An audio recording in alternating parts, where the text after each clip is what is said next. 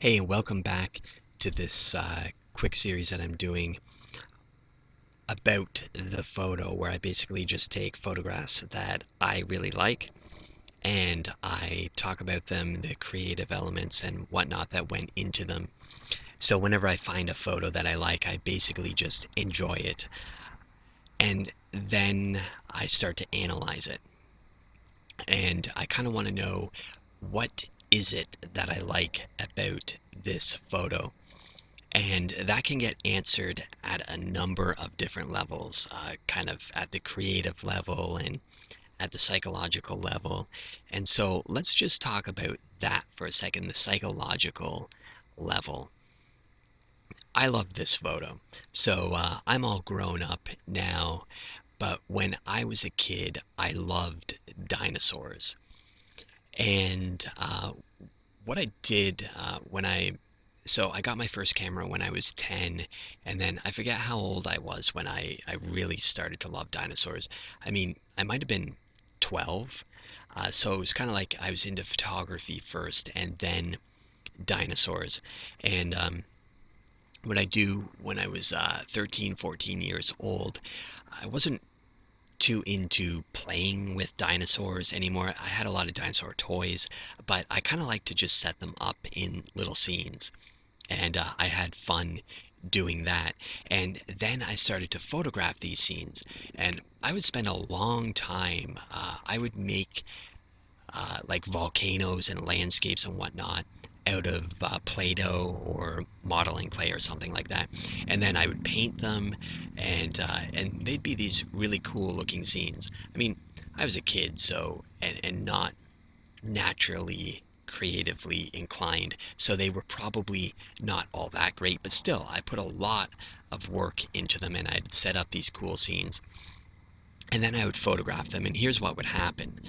I'd take a picture with my film camera, and then like a month later I'd use up all the film and I'd send it in, and I would get the pictures back, and the pictures would always be like really dark and out of focus, totally blurry, and it was just so crushing to put so much work into something and then just get crap photos. Of course, with the digital age, you know immediately whether your photo turned out or not. And if you understand photography, if the first photo doesn't work out, you can make it work by the second or third shot, as you just sort of adjust settings and that sort of thing on your camera.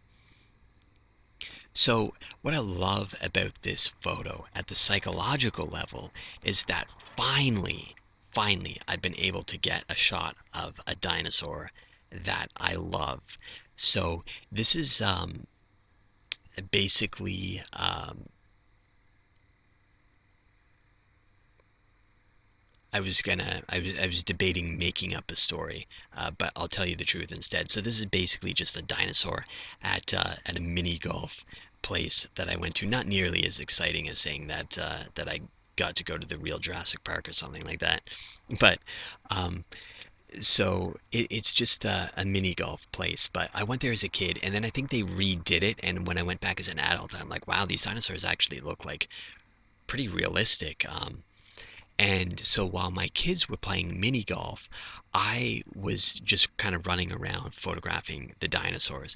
And of course, one of the problems I run into is that there's all kinds of stuff in the background that makes it look like a mini golf place. There's kids, like hundreds of kids, and just all kinds of junk in the background.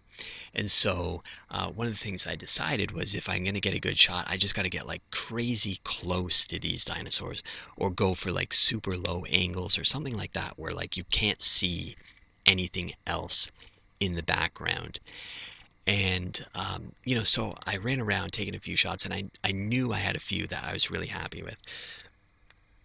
And so just at the psychological photo, or sorry, at the psychological level, what I love about this photo is the fact that I kind of got one that I love.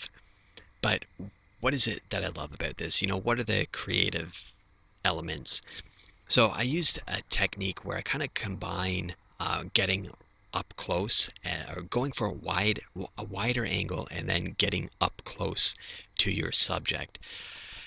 And what I find is it just gives you this like crazy in your face kind of an intimate feel. And you can get as close as you want. You don't have to get this close to your subject, but give that a try, regardless of whether you're photographing a flower or a dog or a person or a house or whatever it is. Go with a wider angle and then get up close to them, and it'll just give you that sort of like draw you in or suck you into the photo kind of feel. And I love the light on this photo as well. So we can tell that the light is coming from above the dinosaur, partially because, when you look at the top of the horn that's coming out here, it's really bright, and then underneath falls into shadow. We can also see this little catch light in the eye, the little reflection of light up at the top of the eye. If that reflection was down at the bottom, we would know that the light was coming from below. So, but the way that the light is coming down and skimming across the dinosaur and bringing out all that texture, creating a little catch light in the eye, those things kind of work together to bring this photo to life. The catch light in the eye brings the eye to life, and we always kind of go right to the eye of an animal or reptile or person in a photo or an insect. And then, of course, the light skimming across and bringing out all the texture in the skin, I think really works for this photo. So, two reasons I like this photo: the sort of psychological level for me, that I finally got a shot of a dinosaur that I love, and then the creative ideas. Basically, I went wide angle, got right up close, which gives that in your face kind of feel to it, and the way that the light is skimming across. And I put this in black and white. I do that. I'm just drawn to black and white in my portraits, whether it's a human or an animal. I don't know what it is. I find that I guess black and white kind of strips everything away, and all that you're left with is the subject, the light and the texture, the expression, the gestures, all that kind of stuff. And you kind of strip away the things that don't matter much.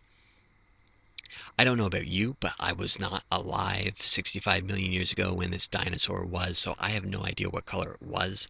I don't really care. I just want to get up close and personal with this dinosaur.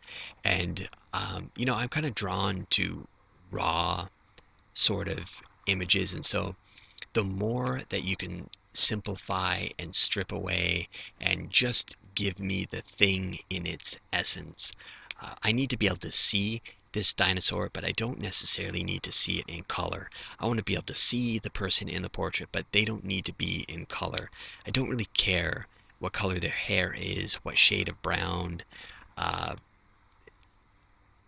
what color their eyes are. Those are great things in real life, but there's something about simplifying a portrait that just helps you to get to the essence of that thing, that I find black and white helps with. So there you go. There's a bunch of things about this photo. So try them out in your portraits.